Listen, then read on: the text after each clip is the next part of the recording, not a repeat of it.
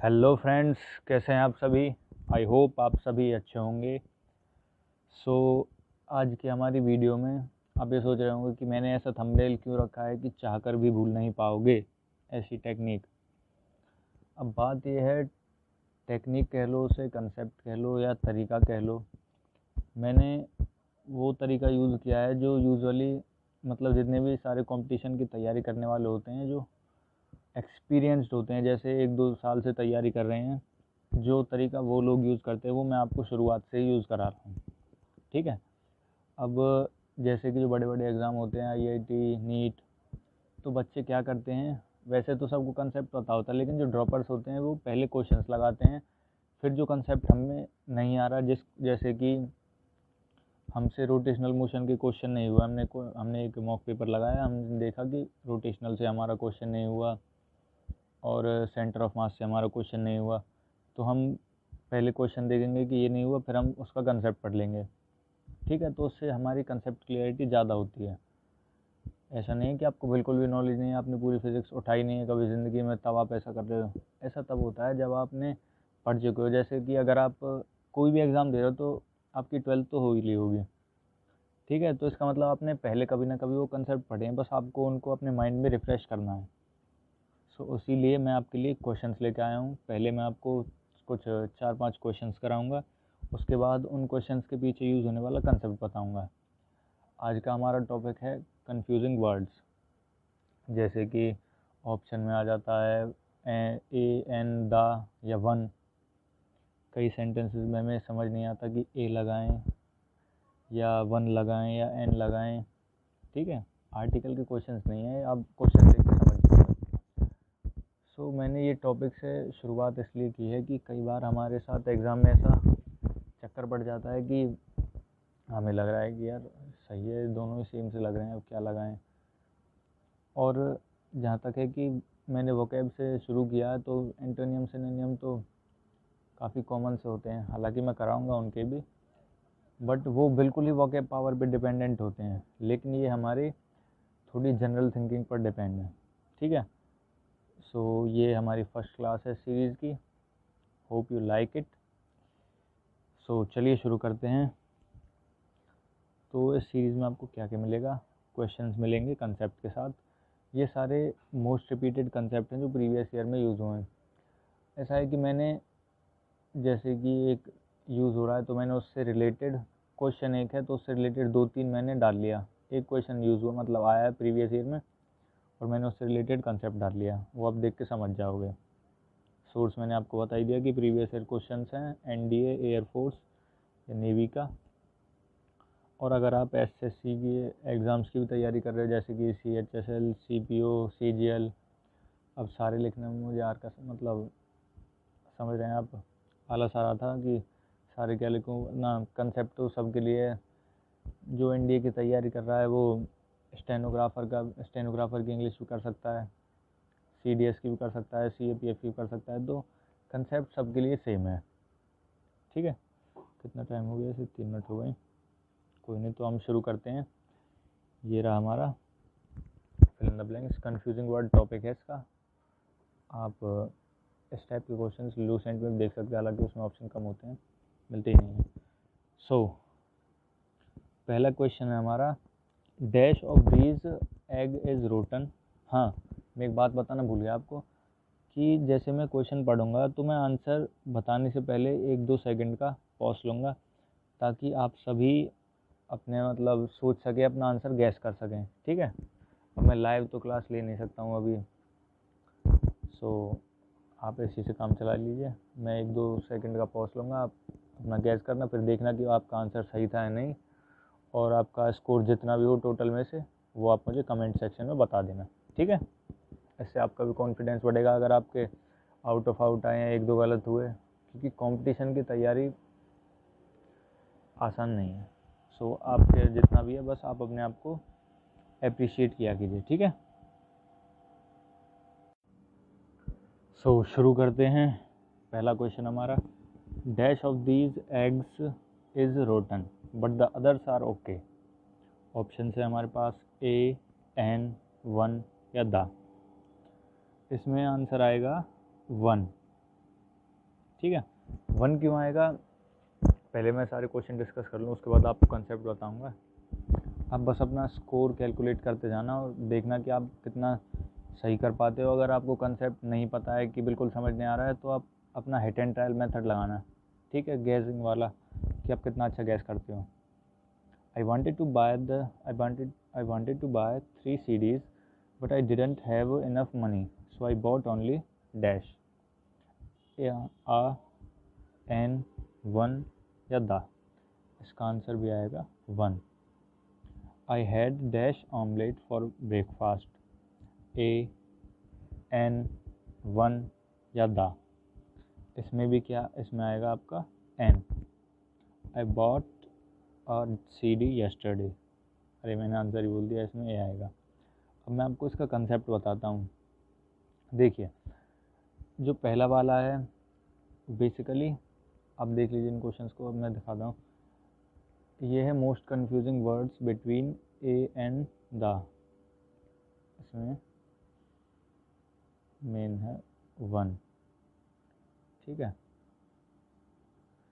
जो ये 1 है, ए एन द और 1, आप ए और एन का तो समझ सकते हो कि जो होता है ना साउंड वाला सिस्टम की कॉन्सोनेंट है वो वाला, उससे क्या मतलब पता लगाते कि ए आएगा एन आएगा, आर्टिकल वाला कंसेप्ट। ए और एन में तो आप वो यूज़ कर सकते हो। अब मेन बात है इसमें 1 कब यूज़ होता है। Use 1 when the number is important, मतलब जब आपके लिए किसी चीज़ का नंबर बताना इम्पोर्टेंट है, किसी चीज़ की क्वांटिटी बताना इम्पोर्टेंट। जैसे देखिए, इसमें आपको बताना है, आपको बताना है पर्टिकुलरली कि एक एग इनमें से सड़ा हुआ है, 5 है उनमें से एक सड़ा हुआ है, ठीक है, तब आप 1 यूज़ करोगे। When you want to emphasize that it is only 1 and not 2 or 3 or more, ज़्यादा नहीं बस एक है। अगर आपको पर्टिकुलरली बताना, one of these eggs is rotten but the others are okay, एक सड़ा हुआ है बाकी सब मस्त हैं। अब दूसरा, I wanted to buy 3 CDs but I didn't have enough money so I bought only 1। मैं 3 CD खरीदना चाहता था बट मेरे पास पैसे नहीं थे तो इसलिए मैंने सिर्फ एक खरीदी। अब इसमें आई बॉट ओनली अ एंड ये नहीं आएगा क्योंकि मुझे नंबर को एम्फेसाइज करना है, ठीक है, इसीलिए मैं वहाँ पर क्या आंसर आया 1। अब अगर आपको ये सिंपल लगे हैं देन आपको खुश होना चाहिए, क्योंकि ये वाला जो क्वेश्चन है, ये I wanted to buy 3 CDs वाला, ये प्रीवियस ईयर क्वेश्चन है, ठीक है, नेवी का है। सो मतलब क्वेश्चन इसी टाइप के आते हैं प्रीवियस ईयर, ये कोई ज़्यादा रॉकेट साइंस में होती है ना, बस आपको थोड़ा तरीके से देखना है। अब बात है in all other cases when the fact of being 1 is not important, मतलब जब हमारे पास 1 का फैक्ट, मतलब जैसे हमें नंबर नहीं बताना है। अब यहीं पे लिख रखे हैं ना यूज, जैसे आई हैड एन ऑमलेट, यहाँ पर मैं ब्रेकफास्ट में मैंने ऑमलेट खाया, यहाँ पे नंबर बताने की ज़रूरत नहीं कि मैंने ब्रेकफास्ट में 1 ऑमलेट खाया, 2 ऑमलेट खाए। अगर मुझे ये बताना होता कि मैंने सिर्फ 1 अंडे से बना ऑमलेट खाया तो यहाँ पर बना था, बट मैंने ऑमलेट लिया है ब्रेकफास्ट में। अब आप ये कहते हो कि हमेशा बताते हो आई हैड मिल्क, तो आप मतलब ये बताते हो मैंने दूध लिया है, तो नहीं बताते कि मैंने 1 गिलास दूध लिया है ब्रेकफास्ट में, इस टाइप से। सो यहाँ पर नंबर इम्पोर्टेंट नहीं है। ऐसे about a new CD yesterday, मैंने एक नई CD खरीदी, यहाँ पर बताना है कि मैंने नई CD खरीदी, यहाँ पर नंबर ज़रूर नहीं था, मैंने सिर्फ एक ही नई CD खरीदी। अगर आप ये कहो, मतलब आप जनरल एग्जांपल है इसका ये है कि आपने कोई नया फ़ोन लिया तो एक आप किसी से कहोगे about a new phone yesterday, मैंने कल एक नया फ़ोन खरीदा। आप ये थोड़ी कहोगे कि मैंने कल एक फ़ोन खरीदा, सिर्फ एक, क्योंकि 2 तो कोई खरीदता ही नहीं है, जनरल है, तब 1 यूज़ होगा। अब नेक्स्ट कंसेप्ट है, इसमें मैंने बाकी ऑप्शन हटा दिए हैं क्योंकि वो कंफ्यूजिंग नहीं होते। जब आप हिट एंड ट्रायल लगाते हो कि ऑप्शन से कि ये ऑप्शन नहीं होगा वो ऑप्शन नहीं होगा, तो आपके साथ वो हट जाएंगे। बट अभी मेरा मेन पर्पज़ है आपको क्वेश्चन दिखा के उसका कंसेप्ट समझाना, इसलिए मैंने सिर्फ 2 ही ऑप्शन रखे हैं, वैसे ही मैंने आगे की उनमें भी रखे हैं, ठीक है। ये सिर्फ आपका कंसेप्ट स्ट्रॉन्ग करने के लिए है। पहला क्वेश्चन है, she dash to play a song perfectly after hearing it once. इस वाले का आंसर जरूर बताना, इस वाले का आंसर सोचिए, क्योंकि ये काफ़ी सही लेवल का क्वेश्चन है, लेवल का इंटेलेक्चुअल पे बेस्ड है ये। She is able. अब यहाँ पर मैं अब मतलब साथ के साथ बता के चलता हूँ कंसेप्ट को कि एबल क्यों आया। एबल और कैपेबल ये दोनों कंफ्यूजिंग वर्ड्स हैं। हम इन दोनों में कंफ्यूज होते हैं कि इनमें से एबल लगाएं या कैपेबल लगाएं। ठीक है, कंफ्यूजिंग वर्ड वो होते हैं जो थोड़ा मीनिंग में सिमिलर होते हैं। जैसे वन का मतलब भी एक होता है, आ का मतलब भी एक यूज़ करते हैं हम। इस हिसाब से ये एबल और कैपेबल थोड़ा थोड़ा इनका सेंस सेम है, बट इनमें डिफरेंस क्या है। जो एबल है वो प्रेजेंट की सिचुएशन के लिए यूज़ होता है, ठीक है, और जो कैपेबल है वो किसी फ्यूचर की सिचुएशन के लिए यूज़ होता है। और दूसरा की पॉइंट है इसका कि जो हमारा एबल है उसके साथ हम टू प्रीपोजिशन यूज़ करते हैं, और जो कैपेबल है उसके साथ हम ऑफ प्रीपोजिशन यूज़ करते हैं। ठीक है, जैसे कि she is able to play a song perfectly after hearing it. जैसे वो सुन लेती है, वो एक सॉन्ग को परफेक्टली प्ले कर सकती है, बस एक बार सुन ले उसे। ऐसे ही दूसरा क्वेश्चन है, she is dash of becoming a successful musician. वो एक अच्छा म्यूजिशियन बनने की मतलब के लिए कैपेबल है। कैपेबल आएगा इसका आंसर, क्योंकि फ्यूचर की बात हो रही है। अभी वो है नहीं, बट वो सक्षम है, वो बन सकती है। ठीक है, अब नेक्स्ट क्वेश्चन है, the technology has dash to grow crops in the desert. अब इसका क्या आएगा, एबल, एबिलिटी या कैपेबिलिटी। देखिए जैसे एबल और कैपेबल है, ऐसे ही एबिलिटी और कैपेबिलिटी है। दोनों का सेंस सेम ही होता है। एबिलिटी प्रेजेंट के लिए यूज़ होती है और कैपेबिलिटी फ्यूचर सेंस के लिए यूज़ होती है। बस इसमें प्रोपोजिशन वाला कंसेप्ट नहीं लगता है। अब जो टेक्नोलॉजी है वो अभी उगा सकती है, फ्यूचर में उगाएगी, उगा सकती है ना। तो इसमें क्या आएगा, इसका आंसर है एबिलिटी। नेक्स्ट क्वेश्चन है, this technology has the dash to end world hunger. अब पूरे वर्ल्ड की भूख एक साथ तो मिटेगी नहीं, वो धीरे धीरे मिटेगी, मतलब फ्यूचर इवेंट है, इसलिए यहाँ पर क्या यूज़ होगा, कैपेबिलिटी। और आप वैसे भी अगर हिट एंड ट्रायल लगाएं, हालांकि एग्ज़ाम में अगर कितना भी क्वेश्चन सिंपल है बट फिर भी एग्ज़ाम में आप कंफ्यूज हो जाते हो, तो अगर आप यहाँ पर मेरे साथ ही क्वेश्चन प्रैक्टिस करोगे, उसके बाद जब मैं पूरी अपनी सीरीज़ ख़त्म कर लूँगा कि भाई अब एंटोनिम्स के भी हो गए हैं, सिनोनिम्स के भी हो गए हैं, कन्फ्यूजिंग वर्ड्स के भी हो गए हैं, और जो मैं पार्ट ऑफ स्पीच से कराऊंगा, इसके बाद मैं नेक्स्ट लूँगा ग्रामर। मतलब मैं अल्टरनेट चलाऊंगा आपकी ये वीडियो, 2-4 मतलब जितनी भी हैं 6-7 वीडियो बनेंगी। पहले जैसे कन्फ्यूजिंग वर्ड वोकैब से है, तो कल मैं बना दूंगा आपके लिए नाउन की। ठीक है, उसके बाद फिर किसी वोकैब वाले की लूँगा, फिर पार्ट ग्रामर से बेस्ड टॉपिक पर। बस यही कंसेप्ट है इसका। अब है अनेबल और कैपेबल। इसमें तो चलो ये तो अनेबल मैंने लिख रखा है, इसका आंसर ये रहा, ये बस देख लेना आप। Next question, the martial artist is dash break a concrete block with his bare hands.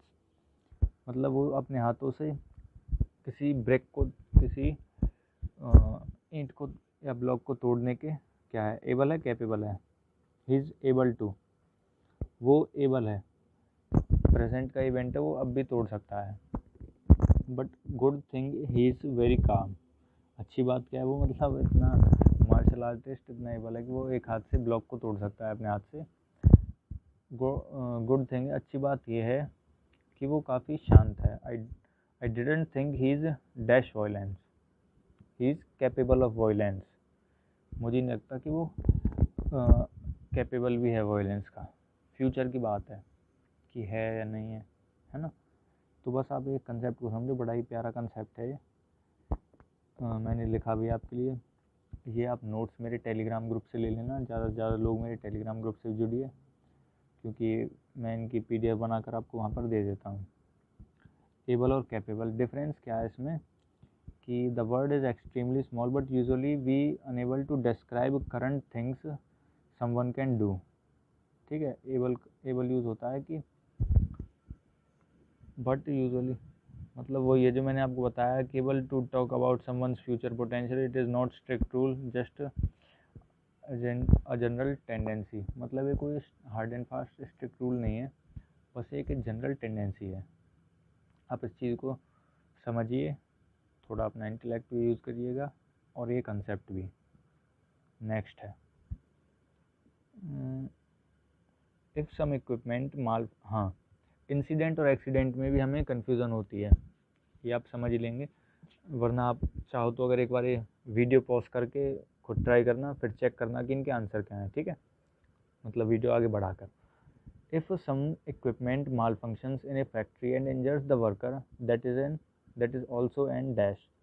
मतलब अगर कोई किसी फैक्ट्री में कोई इक्विपमेंट ख़राब हो गया है और उस वजह से किसी वर्कर को चोट लग गई, तो वो इंसिडेंट है एक्सीडेंट है। तो चलो पहले बता देते हैं वो क्या है, वो है एक्सीडेंट। अब इंसिडेंट और एक्सीडेंट में डिफरेंस क्या होता है, जैसे कि मैं रास्ते में चल रहा हूँ, मैंने बाइक तेज़ चला रखी है, हालांकि मैंने बाइक तेज़ चला रखी है वो मेरी गलती है, और अगर वो किसी में टकरा जाए उसकी चोट लग जाए तो गलती वो मेरी है, बट मैंने वो इसलिए तेज़ नहीं चलाई थी कि किसी के चोट लगे, मेरा वो इंटेंशन नहीं था, इसलिए वो एक्सीडेंट कहलाएगा। बट अगर कोई सामने खड़ा है, मैं वो उसे पता है कि मैं आ रहा हूँ और मुझे पता है कि मैं उसके सामने ठोकूंगा, अगर मैं जानबूझकर उसके ऊपर चढ़ा रहा हूँ, उसमें बाइक को ठोक रहा हूँ, तो वो होगा इंसिडेंट। जैसे कि ये एग्जांपल है, if some trouble making teenager throw rocks at the house and break its windows. कुछ शैतानी करने वाले बच्चे किसी घर में पत्थर फेंके और उसकी विंडो को तोड़ दें, तो वो क्या होगा, इंसिडेंट होगा एक्सीडेंट होगा? ऑब्वियसली वो इंसिडेंट होगा, ठीक है। ऐसे ही when you step on someone's foot or spill your coffee on someone else you didn't want or plan to do it, it will be called an accident. अब ये वही एग्जांपल जो मैं आपको समझाने की कोशिश कर रहा था। If A drunk driver run his car into A group of people, मतलब ये नहीं है कि वो ड्राइवर जानबूझ के सलमान खान बन रहा है कि चढ़ा दे रहा है, उसने पी रखी है और वो चला रहा है, उसने एक ग्रुप ऑफ पीपल के ऊपर अपना ट्रक चढ़ा दिया, मतलब ट्रक ड्राइवर ही लगा लो इसे, बट ठीक है, उसने अगर पी रखी है तो उसका मतलब ये नहीं है कि उसने किसी के ऊपर चढ़ाने के लिए पी है, तो इसलिए ये भी क्या होगा, एक एक्सीडेंट होगा। अब ये कंसेप्ट है, आप पढ़ लेना पॉज करके कि incident is more general and accident is more specific. Incident can refer to an event big or small, good or bad, intentional or unintentional, a bank robbery, a funny or controversial situation, argument between celebrities, etc. All can be described as incident. An accident is a bad event caused by error or by chance। मतलब वही है जो मैंने आपको बताया है, बस आपकी आगे के रिवीजन के लिए मैंने बना दिया है, मैं आपको साथ के साथ समझाता चल रहा हूँ। अब नेक्स्ट जो कॉन्सेप्ट है वो है एक्चुअल, करंट और प्रेजेंट का। प्रेजेंट मैंने इसलिए नहीं लिया दोबारा में, मतलब इन ऑप्शंस में, क्योंकि अरे छिप गया, अगर मतलब क्योंकि जो करंट और प्रेजेंट है इनका मीनिंग सेम होता है, बहुत ज़्यादा सेम होता है, इसलिए मैंने ऑप्शन सिर्फ एक्चुअल और करंट में रखे हैं। और जो is equal to rate now और ये करंट रेट लिख रहा है, जो ये वाला क्वेश्चन है ना, आर्टिकल क्लेम दैट, ये क्वेश्चन एनडीए का है प्रीवियस ईयर, बट ये इज़ इक्वल टू वाला मैंने आपकी कन्वेंशन के लिए डाल दिया है, ऐसा पेपर में लिखा नहीं आएगा, ठीक है। The dash unemployment rate is 8%, मतलब अभी का रेट पूछा है उसने, तो यहाँ पर क्या आएगा, करंट आएगा, एक्चुअल आएगा। इसका आंसर है क्या है, इसका आंसर है करंट, क्योंकि अगर हम किसी चीज़ की बात कर रहे हैं वो अभी है, एट प्रेजेंट, तो क्या आएगा, करंट आएगा, करंट वर्ड यूज़ होगा या करंटली यूज़ होगा। लेकिन अगर हम किसी चीज़ की बात कर रहे हैं, अगर हम किसी पर्टिकुलर डाटा की बात कर रहे हैं, तो हम क्या यूज़ करेंगे, एक्चुअल, ठीक है। जैसे मैं कहता हूँ मुझसे कोई गलती होगी, मैं अपने आप को एक्सप्लेन कर रहा हूँ, मैं कहूँगा एक्चुअली बात यह है कि ऐसा नहीं था, तो मैं क्या कहूँगा, करेक्ट, सही बात। मेरे कहने का सेंस क्या है कि असली बात, सही जो बात है वो ये है, एक्चुअली बात ये है, इसीलिए हम एक्चुअली यूज़ करते हैं, हम ये नहीं करते करंटली बात ये है। एक्चुअली इसीलिए यूज़ करते हैं क्योंकि वो करेक्ट चीज़ के लिए जो परफेक्टली, मतलब परफेक्ट नहीं, बिल्कुल जो करेक्ट हो। जैसे इसमें नेक्स्ट क्वेश्चन है, the article claim that unemployment is at 5% but the dash rate is around 8%। मतलब क्या कहा है कि किसी आर्टिकल में लिखा है कि अनएम्प्लॉयमेंट रेट 5%, लेकिन जो एक्चुअल रेट है, जो करेक्ट रेट है, जो सही रेट है, वो क्या है, 8%। असली में 8% है अनएम्प्लॉयमेंट, बट आर्टिकल में कितनी लिखी है, 5%, ठीक है। इसका आंसर क्या है, एक्चुअल।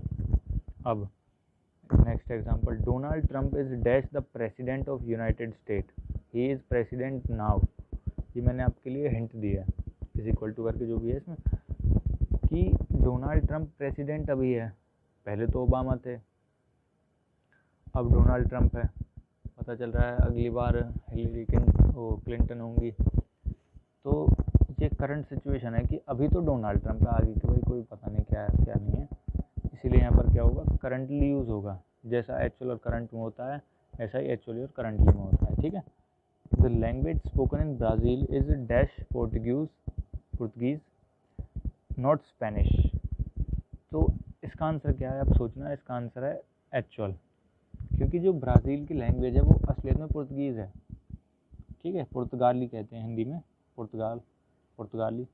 बट करंटली कुछ भी हो, उसमें कोई स्पेनिश बोलता है नहीं बोलता, अब इंडिया में तो खैर बहुत सारी लैंग्वेज है, बट ब्राज़ील में अगर कोई स्पेनिश बोलता भी है, लेकिन जो एक्चुअल लैंग्वेज क्या है वो क्या है, पुर्तगीज़, ठीक है।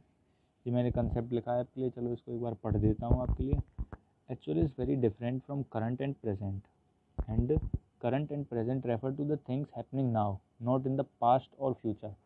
जो करंट है वो उन्हीं चीज़ों को बताता है कि जो अभी हो रहे हैं, ना तो पास्ट की चीज़ों को बताता है ना फ्यूचर की, और जो एक्चुअल है वो उन चीज़ों को बताता है जो असलियत में है, that the things are true not the things that are false, ठीक है, जो असली है उन चीज़ों की बताता है। हाँ, ये भी काफ़ी इम्पोर्टेंट है इसमें, ये मैंने आपको एक पर्टिकुलरली डेफिनेशन टाइप में दे रखी है, क्योंकि ये क्वेश्चन अच्छा है और मुझे मतलब मैंने काफ़ी ढूंढा था बट ये मिला नहीं, शायद काफ़ी बहुत पुराने वाले में है, लेकिन ये कंसेप्ट है इसलिए मैंने आपको एज अ डेफिनेशन फॉर्म में दे दिया है, ठीक है। पहले का आप सोचिए क्या हो सकता है इसका, कि dash a or an is somebody who has a level of control and responsibility, यार स्पेस नहीं देना भूल गया, over other people in a company or organisation. कौन है, मैनेजर है, बॉस है, या एडमिनिस्ट्रेटर है? तो इसका आंसर है, क्या है इसका आंसर, सोचिए, इसका आंसर है आपका मैनेजर, ठीक है। मैनेजर वो होता है जिसके पास लेवल ऑफ कंट्रोल होता है और एक रेस्पॉन्सिबिलिटी होती है कि वो कंपनी और ऑर्गेनाइजेशन को कंट्रोल करें। अब dash refer to the person above you in the company hierarchy, कौन होता है, ये होता है आपका बॉस। बॉस क्या होता है, जैसे बॉस हम पर्टिकुलरली इस चीज़ से यूज़ करते हैं, बॉस सिर्फ नहीं कि किसी बड़ी फर्म में ही हो, जो आपसे हायरार्की में पोजीशन में ऊंचा है तो वो आपका बॉस है। जैसे आप कहीं प्राइवेट नौकरी कर रहे हो तो कहते हैं ना कि उसके बॉस के बॉस का बेटा है, वो मूवीज़ में होता है कि अरे ये तो उसके बॉस का बेटा है, इस टाइप से। मतलब ये है कि हायरार्की में जैसे कोई सुपरवाइज़र है, फिर सुपर मैनेजर है, तो सुपरवाइज़र के लिए मैनेजर बॉस है, इस हिसाब से जो हायरार्की में जो पोजीशन में ऊपर होता है वो बॉस होता है। Dash is simply a person who does administrative work, इसका तो एडमिनिस्ट्रेटिव लिख रहा है तो समझ जाओगे आप एडमिनिस्ट्रेटर है, बस यही है, आप इसको पढ़ लेना, इसमें कुछ समझाने वाली बात नहीं है। मैनेजर होता है जिसके पास लेवल ऑफ कंट्रोल होता है किसी ऑर्गेनाइजेशन को या कंपनी को चलाने का, उसको मैनेज करने का। एडमिनिस्ट्रेटर वो होता है जो उसके एडमिनिस्ट्रेटिव वर्क्स को करता है, और बॉस क्या होता है, उस कंपनी में जो काम करने वाला किसी से हायरार्की में ऊपर हो, इन कंपैरिजन यूज़ होता है, ठीक है। ये आप पढ़ लेना महागाथा। नेक्स्ट भाई, ये कंसेप्ट यूज़ है, इसमें से कौन सा था ओरिजिनल, इसमें से भी था, मतलब एक क्वेश्चन था शायद ये वाला था। ये क्वेश्चन प्रीवियस ईयर में ये वाला कंसेप्ट काफ़ी यूज़ हुआ है, मोस्टली और नियरली का। देखिए, जेन डैश वॉन द रेस, जेन, अब बताइए, कोई ये तो कहेगा नहीं कि जेन मोस्टली रेस जीतती है, अगर जीतती है तो वो पास्ट में वॉन नहीं आता, यहाँ पे कुछ और भी यूज़ होता। इससे आप समझ सकते हैं, इस मतलब ये वो तरीके होते हैं हिट एंड ट्रायल के। मैं आपको ट्रिक बता रहा हूँ, जैसे अगर आप किसी क्वेश्चन को कर रहे हो, उसमें 4 ऑप्शन है, आपको कुछ भी समझ नहीं आ रहा तो आप हिट एंड ट्रायल लगा सकते हैं, ठीक है। अपने दिमाग में पर्टिकुलर, अगर आपके पास ज़्यादा टाइम है, वैसे तो टाइम इतना वेस्ट नहीं करना चाहिए, लेकिन अगर आपके पास टाइम है, आपने सारा पेपर अटैम्प्ट कर लिया फिर भी बच रहा है आपके पास टाइम, तो आप ऐसे हिट एंड ट्रायल मेथड लगाइए। ये इसमें आप देख सकते हैं कि ये मोस्टली नहीं होगा, यहाँ पे नियरली होगा लॉजिक से भी, कि वो बस लगभग जीत ही गई थी रेस को। जेन है वो रेस को लगभग जीत गई थी। कितना टाइम हो गया? ठीक है, जेन है वो रेस को लगभग जीत गई थी, लेकिन जीत नहीं पाई। मतलब उसने लगभग अचीव कर लिया था अपने गोल को कि वो रेस को जीत जाए, लेकिन वो नहीं जीत पाई। द बैटरी इज़ डेड, मतलब the battery is dead, mostly dead, impossible ही तो हो नहीं सकता, तो क्या आएगा? नियरली आएगा। कंसेप्ट नियरली और मोस्टली का ये होता है कि अगर कोई चीज़, किसी चीज़ को हम रेफ़र कर रहे हैं कि लगभग ऐसा ही हो गया था, लेकिन ऐसा ही होने वाला था या हो गया था, लेकिन हुआ नहीं, कंप्लीट नहीं हुआ ऐसा, तो आएगा नियरली। और अगर मोस्टली ऐसा होता है, या मोस्टली और ऑलमोस्ट ऑल में ये होता है कि प्रोपोर्शन के हिसाब से अगर हम लगाएं तो 90% से ज़्यादा में मोस्टली यूज़ होता है कि ज़्यादा बच्चे यहाँ के हैं। जैसे एग्जांपल है, if it is dash cloudy that it means the sky is more than half covered, 50% से ज़्यादा कवर्ड है, तो हम क्या यूज़ करेंगे? Mostly. If it is mostly cloudy. जैसे क्वेश्चन है, the student are dash from South America. अब हम क्या कहेंगे कि नियरली लगभग साउथ अमेरिका के हैं। लगभग से क्या मतलब है? क्वेश्चन में कोई सेंस बन रही है लगभग की? नहीं बन रही ना। हम सेंस से भी देख सकते हैं, और फिर भी कि ज़्यादा से ज़्यादा स्टूडेंट कहाँ के हैं? साउथ अमेरिका के हैं। जैसे मैं अपने स्कूल में पढ़ा हूँ, तो हमारे यहाँ पर होडल के पढ़ते थे, कोसी के पढ़ते थे बच्चे, तो टीचर क्या बोलते थे? होडल के अगर कम है तो क्या बोलेगी टीचर? अरे बच्चे मोस्टली कोसी के पढ़ते हैं इस क्लास में, है ना, उसी सेंस में mostly. If 70% of the senator, जो यहाँ पे MLAs होते हैं उनको विदेशों में, अमेरिका वगैरह में सेनेटर बोलते हैं, ठीक है, voted to approve a new law, then dash them voted in favor of it। अगर सेनेटर्स किसी लॉ को पास करवाना चाहते हैं तो कितने सेनेटर्स को करना चाहिए? 70% ने किसी चीज़ के लिए वोट दिया। ये लगा लो कि बीजेपी किसी लॉ को पास कर दिया, वैसे तो रोकता ही नहीं है उसका, अमित शाह 2-2.5 घंटे बोलते हैं और लॉ पास हो जाता है। तो ऐसा ही है, 70% सेनेटर्स ने वोट कर दिया, तो मतलब most of them voted in favour of it. ज़्यादा से ज़्यादा ने, मोस्ट ऑफ जितने भी सेनेटर्स हैं उन्होंने उसके लिए वोट किया है। अब इसका तो मोस्ट ऑफ है, इसमें क्या आएगा? इफ़ 90, देखिए अगर ऐसे ऑलमोस्ट ऑल या मोस्ट ऑफ किसी ऑप्शन में हो और ऐसे किसी परसेंटेज से रिलेटेड कुछ दिया हुआ हो, तो मैं आपको ट्रिक बताता हूँ कि अगर 95% से ज़्यादा है, या ऑलमोस्ट, अगर 90% से भी ज़्यादा है तो भी ऑलमोस्ट ऑल आएगा, ठीक है।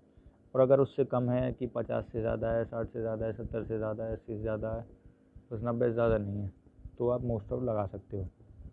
तो इसमें क्या है? Almost all. अगर 97% ऑफ द वो वोट कर दिया तो क्या होगा? वो लॉ पास हो जाए। इसका मतलब ऑलमोस्ट सारे लोगों ने उस लॉ के लिए मंजूरी दे दी। देखिए, nearly and almost are essentially the same, they mean that somebody or something come close to doing something. English में आपको समझनी है, मतलब नॉर्मल सी बात यह है, अगर हम ये कहते हैं कि वो काम उसने नियरली कर ही लिया था, लगभग कर लिया था, लेकिन हुआ नहीं, तो हम यूज़ करेंगे नियरली, ठीक है। अगर नॉर्मली वो काम करता ही है, जैसे जनरली, यूजुअली और मोर देन हाफ टाइम्स वो काम होता ही है, तो हम क्या यूज़ करेंगे? मोस्टली या मोस्ट ऑफ। ऑलमोस्ट ऑल हम तब यूज़ करेंगे जब 90%, 95% से ज़्यादा लोग उस काम को कर रहे हैं, लोग या किसी कोई भी है, प्रोबेबिलिटी 95% से ज़्यादा है, तो हम क्या यूज़ करेंगे? Almost all. सो ये हमारा लास्ट कंसेप्ट था। आई होप आपको ये वीडियो पसंद आई हो। अब देखिए, मैं ज़्यादा क्वेश्चन लूँगा। अगर मैं हिट एंड ट्रायल, मतलब लगभग रेंडमली कोई भी क्वेश्चन पेपर उठा लूँ, तो उसका कोई फ़ायदा नहीं है, क्योंकि एक वीडियो में मुझे आपको बहुत सारे कंसेप्ट बताने पड़ेंगे और फिर वो वीडियो बहुत ज़्यादा बड़ी हो जाएगी। और क्या होता है, ये साइकोलॉजी होती है कि अगर आप नए टीचर की वीडियोस देख रहे हो और उसकी वीडियो बहुत ज़्यादा बड़ी है, तो आप उनको देखते नहीं हो, इसलिए मैं छोटी छोटी वीडियोस बनाता हूँ। तो इसीलिए मैं एक एक टॉपिक को उठाकर उसके ऊपर वीडियो बना रहा हूँ। आई होप कि आप मेरे काम को सराहना देंगे, उसको प्यार देंगे। और अगर आपको ये वीडियो अच्छी लगी हो तो इस वीडियो को लाइक कीजिए, शेयर कीजिए एंड सब्सक्राइब कीजिए हमारे चैनल सौरभ क्लासेस को। इस पर आपको आगे बहुत कुछ मिलने वाला है।